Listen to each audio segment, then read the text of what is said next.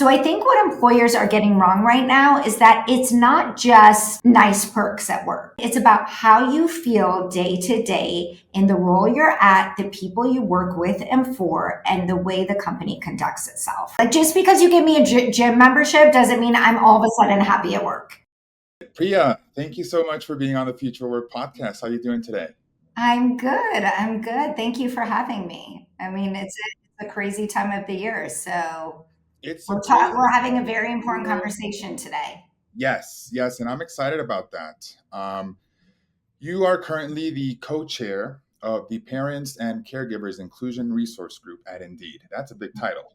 That's a big title. Um, and today we're going to be talking about, and we want you to share your expertise and insights with our audience of how burnout, job insecurity, and what we consider today's values are sort of redefining the experience at large, from the top down, from the bottom up, right? Specifically for working parents, first time job seekers. Today's workforce, they want more than perks. They're over the 9 to 5. I truly believe that we are going through a workplace revolution, if you will. People want purpose, they want protection, they want psychological safety. And you've said that burnout is not a personal failing. Um, and there's stats all over the place that say that 4 out of 10 people have burnout. Some say 8 out of 10. There's a lot of info out there, right? The World Health Organization, I think, estimates that per year, 12 billion days are lost because of anxiety, depression, which go hand in hand with burnout. 4,000 to 12 to $21,000 are lost per employee per month because of burnout. Why and how is burnout not a personal failing? Well, look, I think that there are some systemic things in place right now that lead to burnout. And I think you mentioned a lot of them, right? I think for people in the world today, and let's talk about people who are employed and unemployed right now, we are kind of in a difficult time. You know, we're in a soft labor market. Um, it's harder and harder to find jobs. And when you're at jobs, it's a little bit more difficult to get raises or to move up right now. And then combine that with, you know, and I'll take it from a parent's lens, parent and caregiver lens, like life is hard right now. You know, there's a difficult economy. We are trying to work hard, but also trying to raise families and be caregivers without a lot of systemic support out there. And so I'm just going to talk about the time of year we're in right now, Daniel. I mean, I'm personally had to put my certain burnout preventers in place right now because we are at a crazy time of the year, right? Like it's Halloween, it's Diwali, it's Thanksgiving, it's Christmas, it's all of the things with school, but it's also yes. Yeah. I mean, It's like the world is crazy right now. And so there's a lot of things coming at us. So the reason I say that is because in the world we're living in right now and the way that we are expected to conduct ourselves at work and otherwise, I think burnout is something that a lot of people face. And that's why, and I want to let people know it's not a personal failing. There's a lot of reasons why you may be burnt out. And I think a lot of people don't have the tools right now to be able to understand when they're heading towards burnout and what they can do to prevent that. Um, I also think if we look at it from, because we are in a work podcast, from the perspective of work, that not all companies or managers emphasize work well-being, right? In this time of kind of hardcore working and work culture. But companies need to understand that today's talent, and you referenced it, today's talent is looking for more than just a paycheck. They want purpose, they want support, they want the opportunity to thrive. And yet, our recent work well-being data shows that only 26% of employees say they're truly thriving at work. mhm. And that's a big warning sign, right? People with lower work well-being or employers with lower work well-being, according to our data, are nearly 7 times more likely to regularly experience stress at work. And you referenced this, Daniel. What does stress at work manifest into? It manifests into taking time off. It manifests into lower productivity. And so we need to really pay attention to how employees are thriving at work, not just as a nice to have, but as a must have for business productivity, for employees to thrive at work, and for us to continue growing and developing as human beings. I totally agree with all that. And you've mentioned it. I don't know, like, what do you think workplaces are getting wrong about well-being? For example, I believe that we're getting to the point, or we are at a point where maybe we're normalizing burnout, and that's Mhm. why managers, leaders, they just that's the way work is now. It's we're Yeah. all burned out. Let's continue. Let's take also into consideration the fact that the majority of managers or people in leadership positions as of a couple months ago are now millennials. And it's been stated that millennials are currently the most burnt out generation. Mhm. So, how can a burnt out generation sort of talk about or fix burnout? What are leaders getting wrong? Yeah, that's such a good question, Daniel, and I love that question because it goes to what can we actually do to solve this Mhm. problem, right? So, when we talk about work well-being across the board, it's a couple of things that you would think it is and a couple of things that you wouldn't think it is. So let's start with, obviously things like flexibility, fair pay, the right benefits. Those things all contribute to work well-being. But when you get deeper into what actually drives work well-being, there's three drivers that come out on top. One is being energized at work. Two is feeling like you're a part of something. And three is trusting the people you work with.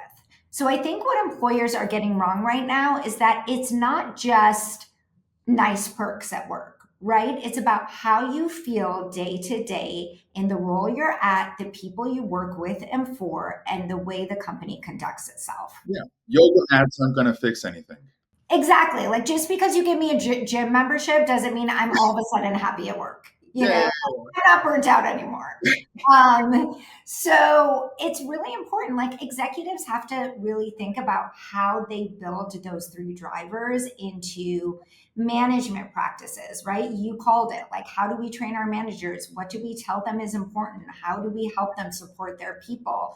What's the actual culture and dynamics at the company? Like, are companies really paying attention to what that culture is? Like, and are they surveying their employees? Are they understanding what's important? Are they understanding where areas they can improve? I'll just give you an example of working at Indeed. We do surveys at certain points in the year for employees where we gauge how they're feeling stressed, how they're managing their time. And so management is able to identify, oh, wow, our scores went up or down in this area. We need to really double down. Yeah. So I think companies need to, first of all, pay attention to this data, record this data, and then make real systemic changes that help employees feel like they belong in the companies they're working at. That's very interesting because you mentioned Indeed and the surveys you guys do, which I'm always on the lookout for. You guys present a lot of valuable data. Um, and like we mentioned, you lead the inclusion resource group at Indeed, Mhm. focused on caregivers. Yeah. What does that role mean? What does it mean to lead that group? And how has that shaped your view of work? Yeah, it's changed so much of how I view work, but it's also ingratiated me more to Indeed, right? Because the fact that we're paying attention to this, we have 11 IBRGs across the company, inclusion business resource groups, and the parents and caregivers one. Daniel, if you can believe it, the timing was serendipitous. We actually got approval to start right before COVID hit.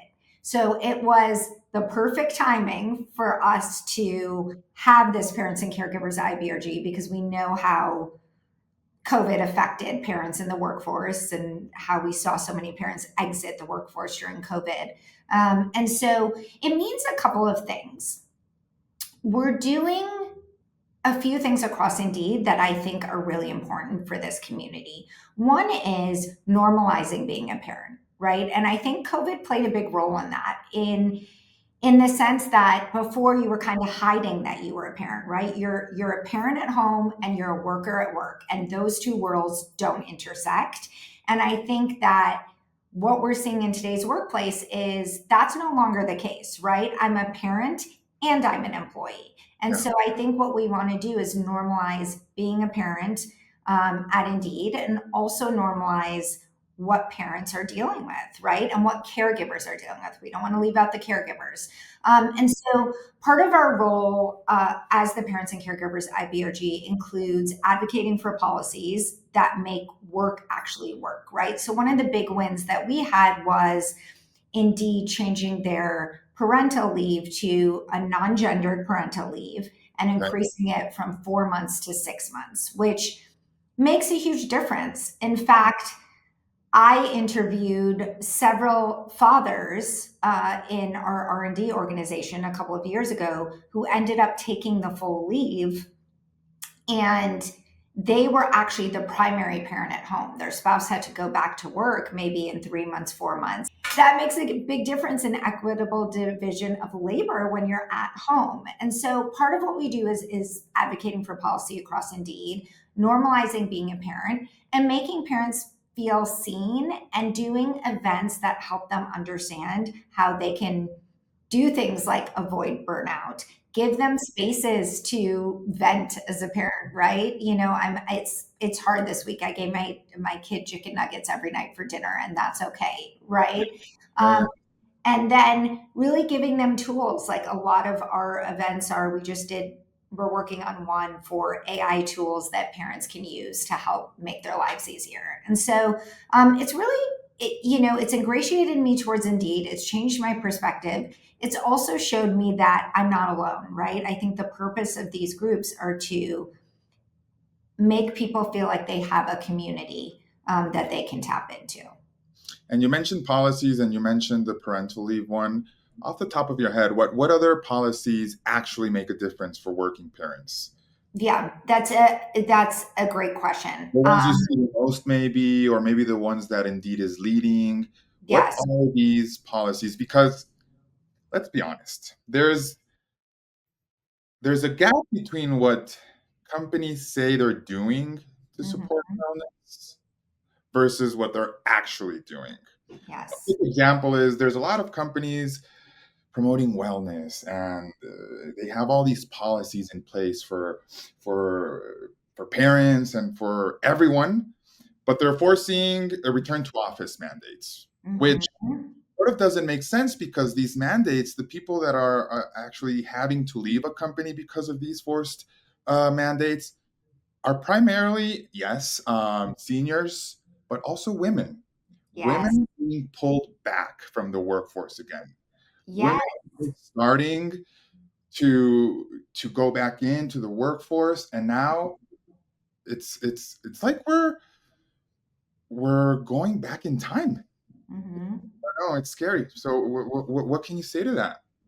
Yeah, you hit the nail on the head. First of all, is that flexibility piece is number one, right? And actually, data shows that I actually did a whole video recently on microshifting, which is people being able to work in shorter blocks throughout the day versus a straight 8-hour shift, right? And that's particularly important for parents and caregivers, because it might mean you have to leave to do pickup, or take them to an afternoon activity, but then you slot back in and do your work Yeah, at 8 o'clock, yeah, right? And so that flexibility piece is extremely important for parents and caregivers. And that's another thing we see at Indeed, right? The ability to work remote, to work hybrid, like those are things that are extremely important policies that help parents and caregivers remain in the workforce. And Daniel, to your point, we saw 2 million women exit the workforce during COVID because of that lack of,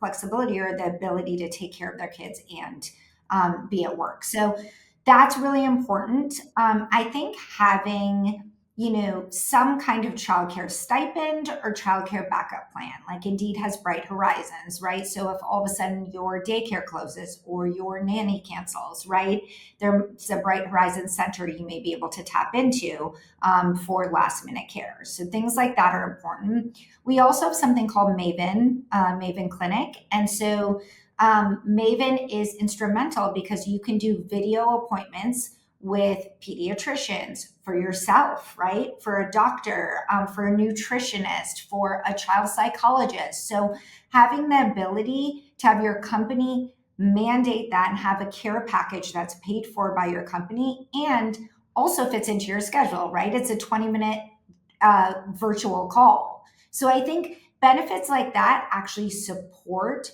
this community, and those are the things you want to see. If you're a job seeker looking at a company and those things are important to you, look at the type of benefits they offer, look at their reviews on Indeed, on Glassdoor. Like, what are people saying about working there? Yeah. Because that's really important. Like you again, I'm going to say this because you keep hitting the nail on the head, Daniel, but it's like you want to know if they walk the walk, Yeah. right? And if you feel comfortable in an interview, ask, what does flexibility look like at this company, Yes. right? If someone has to leave for a last minute appointment, like how is this handled in this particular department? Because another thing you want to think about is company culture. You want it to permeate throughout the company, but different departments handle things differently. And so you want to make sure you're asking those questions. Yes, for sure. And like, I think it's really great that beside the fact that we're living in a pretty weird world right now, I think companies like Glassdoor and of course Indeed, they are really helping job seekers understand the company before they actually commit to it with these boards. It's Exactly. it's it's sort of like yeah, I mean, I just think it's when I was looking for a job at an earlier age, that didn't exist. You sort of went into a rabbit hole, and then you found out that you didn't like the company or that it was all nonsense. But kudos to Indeed for having that, and we're talking about job seekers now. In today's economy, how how can people stay marketable? Yeah. And how should they decide whether to stay or make a move? There's again a lot of data that we're providing our audience. There's a lot of people that are currently stuck in a job that they dislike because they're fearful that they won't find a new one. I think a new study came out that 5 in 10 Americans feel very insecure about the fact that if they lost their job today, they won't be able to find another one tomorrow. And Yeah. that number went up because before the pandemic, um, only 2 out of 10 Americans felt that insecurity. It's now up to 5. And Yeah. so, what do you think about that?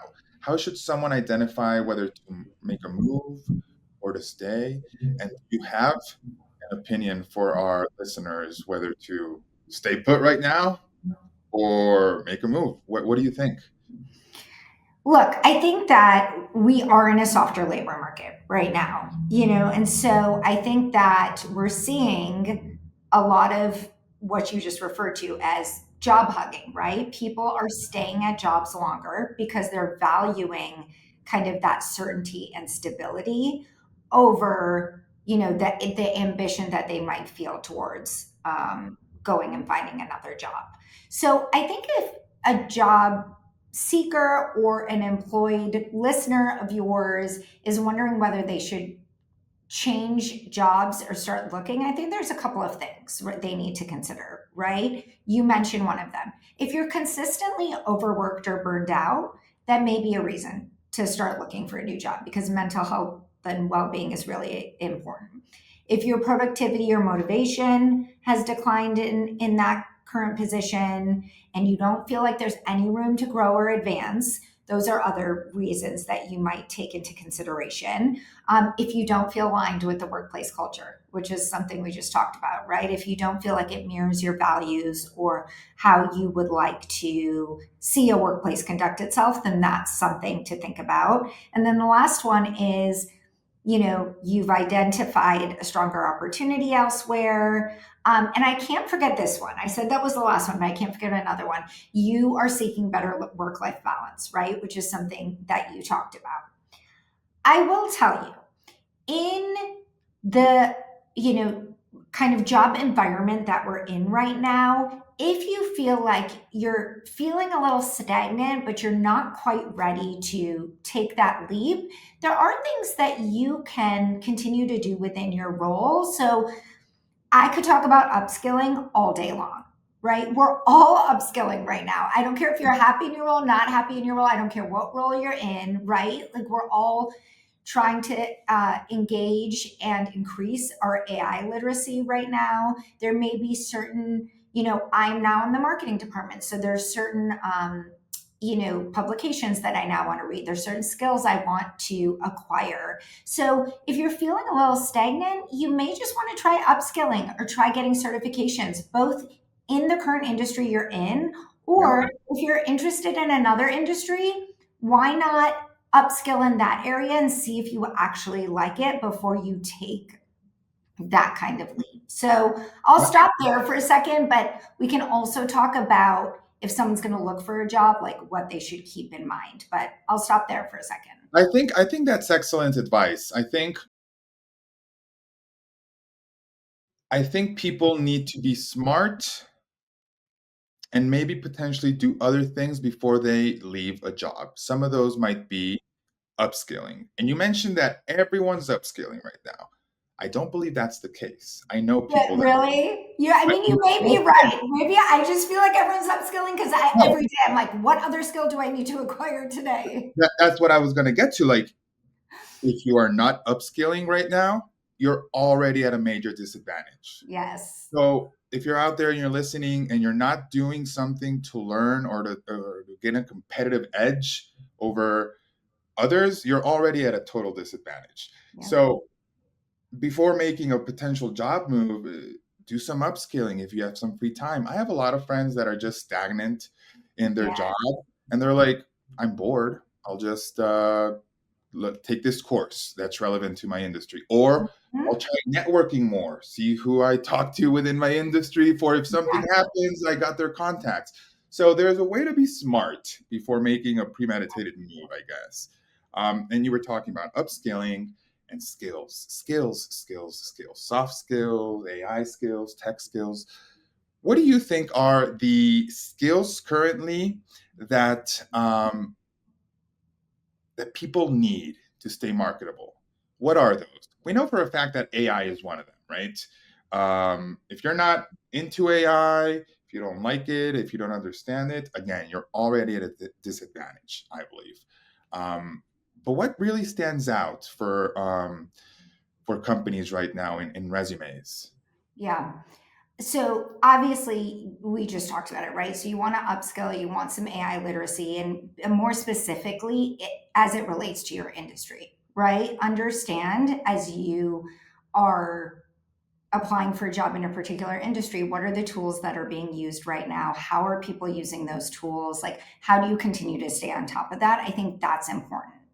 But if you look at what employers are looking to see on resumes right now, because we are in a world of AI, there are other soft skills that are coming forward as things that can really attract employers' attention, right? Things like adaptability, right? We are in a constantly changing environment, and employers want to see that you can kind of roll with those punches and you can change. So showing that you have adaptability on your resume is extremely important. Showing skills, soft skills like active listening and critical thinking, things that AI cannot do, but humans can do, right? And we need humans to do, are things that you want to make sure that you're highlighting on your resume. EQ, your emotional intelligence is going to get you extremely far, right? Like it's not just going to be your IQ, it's going to be your EQ. It's understanding and managing your own emotions, the how you lead other people, what it looks like when you engage in conflict resolution. It's often for employers what transforms a good employee into a great one. It's almost as if our resumes now have to have that thing. I'm not a robot. Yeah, Exactly. right? It's true. Like you want to show Show me like the I street have signs. exactly. I have empathy. I can Yes. problem solve, but I do think that's important, right? And in an age when we are and we should use AI tools to help us craft our resumes, you want to make sure that they also include the soft skills that you bring to the table that can differentiate you. So that's something I would really recommend that whether you're currently employed or a job, unemployed and you're looking for a job, we're all kind of job seekers at some point. So I would say definitely make sure those are highlighted. And then if you are in the job search process, use AI to optimize your resume, right? Like we have this great tool called AI where you can match keywords from the job description to your resume. Now, of course, you want to make sure that you're being honest, but make sure you do that and make sure there's alignment. I think that's really important too. What employers are looking for is your cover letter, your resume, and what you say in your interview all align. Don't put something on your resume that AI conjured up for you that you have no idea how to talk about in an interview, because that's an immediate telltale sign that you did not write this resume. Yeah, And yeah. and then use all these AI tools. Like Indeed has this great new AI powered tool called Career Scout, right? It's going to go back and forth with you, help you understand like what are the skills that you feel like are your strongest skills? How can you incorporate those into a job? And then what are the jobs that make most sense for you? So continue to use all of that to make sure that you're on the right path. Yeah. Do you think there's a lot of I don't know if I should call them rumors or not, but people are using AI to write Mhm. their resumes. And that's cool. Yep. But then I think companies are also using AI to go through resumes, and it's just this AI talking to AI, and no one's getting hired, and companies can't find the right people. Are we maybe overusing AI? I mean, look, I think that is a good question. That's a hard It's one. Yeah, it's a hard one, and I think it's yet to be seen. It's such a hard question to answer because the way that we're using AI continues to morph and change every yeah. day, right? Every- I will say there are some, the way that a lot of employers are using AI to sift through resumes right now is for a lot of high volume positions, and positions in which, we talk about, customer service or warehouse where they're getting an influx of resumes. And so, in a lot of ways, it's making that process move faster so that they can more quickly get to the right people, more quickly get that person in front of a human, right? Because humans are going to continue to be a part of the hiring process. A company can't bring in an employee without actually meeting them, at least at this point in time. I can't speak to the future, but we're still seeing that it's used more so in the beginning stages. And then, we bring in that human to human contact later yeah, in the definitely. process. And quick question for you. You've had other positions and other roles in the past. You've done UX, you've done marketing. Um, which one would you say from your professional experience has been the most high pressure or demanding? Which do you think? Oh, such a good question, Daniel. Because, everyone sort of knows that finance, people in finance, that's like high Yeah. pressure. They're always a little bit crazy. Um, but in your experience, like what has been like the most high pressure job or role or industry you've been in? And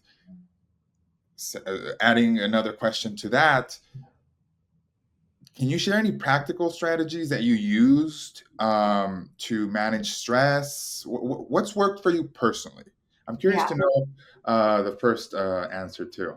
Yeah. Okay, look, I will tell you that I think salespeople are a special type of person, and I don't think they get enough credit for everything they do. Like, sales is a high pressure Yeah. like, environment, right? Because you're constantly working towards this quota. And I think that, wait, say that again.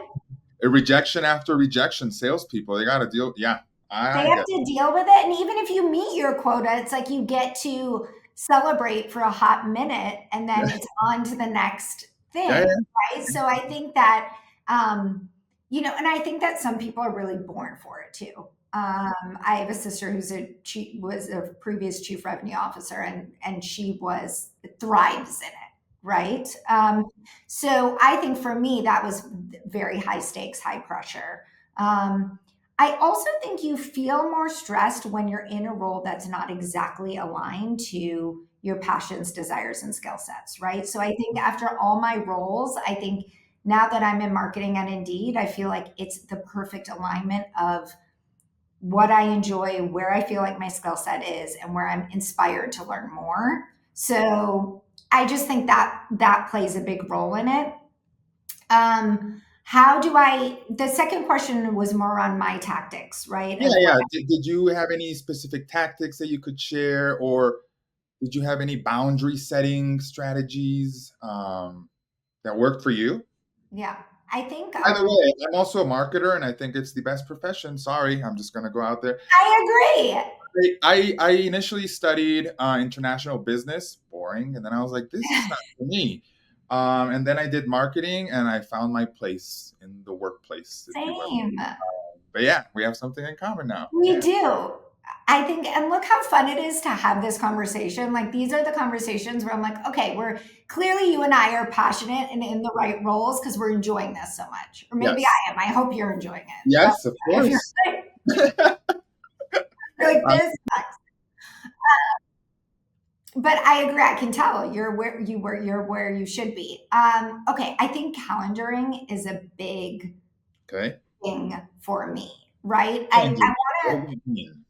to, it means like blocking off my calendar when I need to. And I Uh, think that this comes into play in two things. I didn't get to mention this, or I forgot to mention this when we talked about parents and caregivers.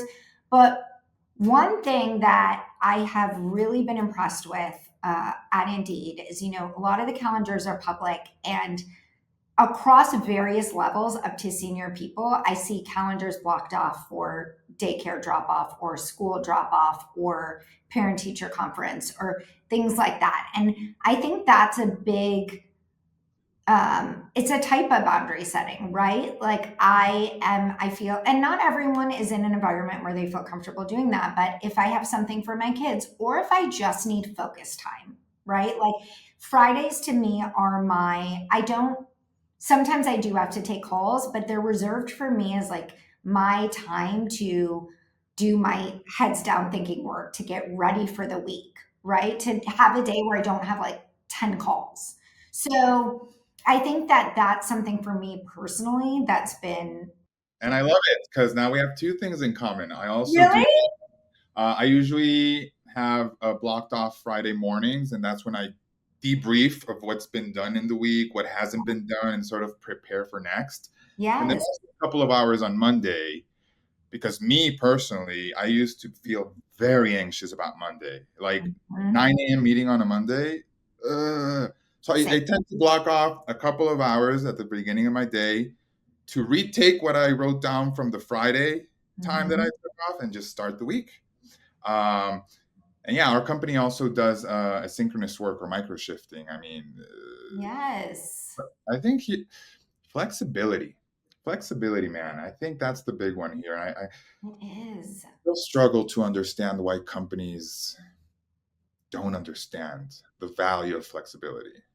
Anyway, Because then you have an employee who's really loyal to you, right? Like, they feel like it's a mutually beneficial yeah, partnership. yeah. And so I couldn't agree with you more. I also think that building in really like short restorative breaks throughout the day, like if I'm feeling anxious and I just go out and walk for 10 minutes, or I just actually ordered, Daniel, because I've seen too many people on calls recommend this to me, a walking pad, Oh, to okay. have next to my desk so that I can just like, if I need to walk for 10 minutes and the weather isn't conducive. So My new Okay. walking pad's about to arrive. So next Okay. time we talk, I may be on my walking pad. You don't know.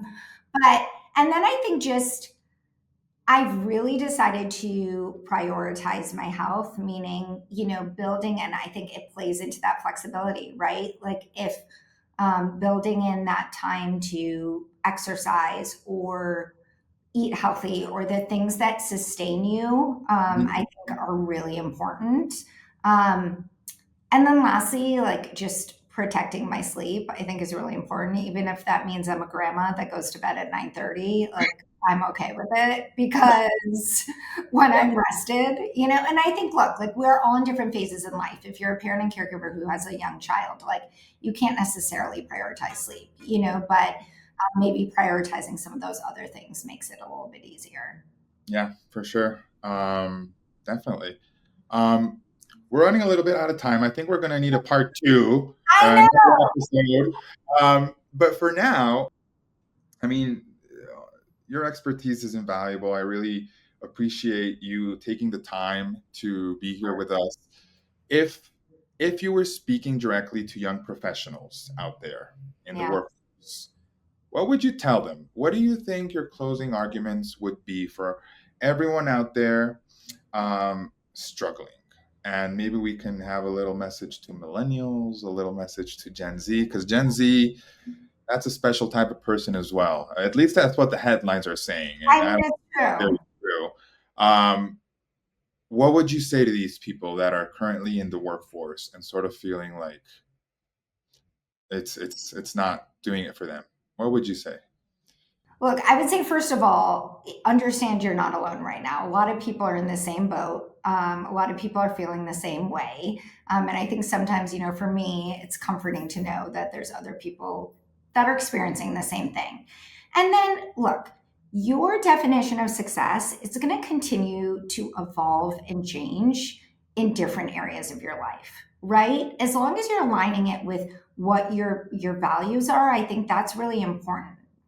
I think at this point in time, again, we talked about it. If you can't move jobs, like define what success means to you. Maybe it does mean taking a couple of other courses. Maybe it does mean building in time for a new hobby that you want to do, right? Maybe it's I'm going to continue to be just hyper effective in this role for now, Yeah. right? Or I'm going to mentor people in my company or outside of my company through different organizations. Like just sit down and really think about what matters most to you and build your life around that and know that nothing lasts forever, which is great and sometimes bad, but mostly great, right? Like the economy is going to change, the job market's going to continue to evolve. So um do that and then set kind of, I like to, maybe I'm a little too type A, is like set my quarterly goals, Hmm. but professionally and personally, Yeah. right? Like again, uh, make sure you understand what success means to you and how you're going to track it.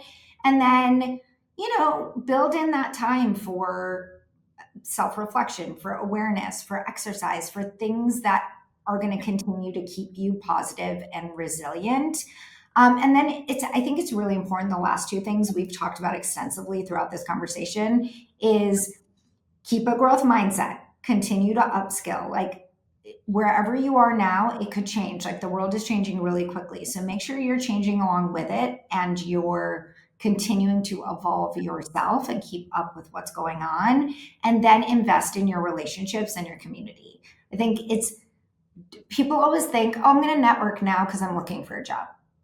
No, network all the time, right? Like you can learn so much from other people, but these are the people who are going to talk about you in rooms you're not in and who are going to recommend you for jobs. So try to figure out what kind of professional or personal organizations you want to join and become a part of. And know that we've all the generations have gone through phases where it's hard in the labor market. And you too will get through this. Yes, that's excellent advice and something that you mentioned, and I feel very strongly about this is change. You mentioned change a lot, and the future of work really is about change. It's constant change, and people need to learn to adapt. And I think that's one of the skills people should be preparing for, I guess. It's constant change. We need to adapt. And if we can't learn how, then I think the road ahead of us is kind of a tough one. But Priya, thank you so much for joining us on the Future Work podcast. I really enjoyed our conversation. Hopefully, we get to have a part two. There's a lot Yes. to talk about. And again, thank you so much. Thank you so much. I hope we get to do this again soon. Me too. Thank you so much for having me. This really was a really engaging conversation. I appreciate it. Thank you so much. And everyone out there, don't forget to subscribe, leave a review, or share this with someone navigating their own career. Thank you, Priya. Thank you. Ciao. If it's impacting the future of work, it's in the Future of Work podcast by allwork.space.